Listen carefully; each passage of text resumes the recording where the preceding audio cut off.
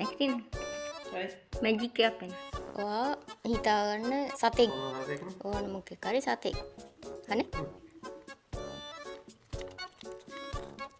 මොකද ඔයා හිතුව සතා? බල්ලා. දැන් ඔයා හිතාගන්න ඊළඟට පාටක් ගැන. හරි? හරි. මොකද ඔයා හිතපු පාට? කළු නේද? අන්න දැන් ඔයා හිතලයක් මොකක් කර පැත්තකට හිතාගන්න.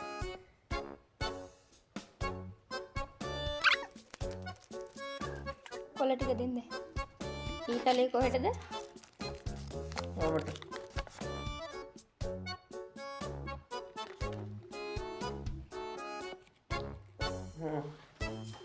ඊටසේදී ඔයා හිතුවේ සතා බල්ලා.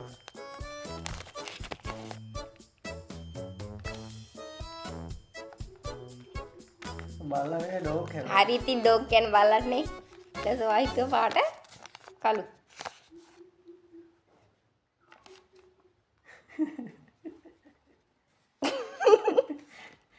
මොකක් හරි වෙලා තියෙනවා මම ඔයාගේ මනස කියෙව්වා.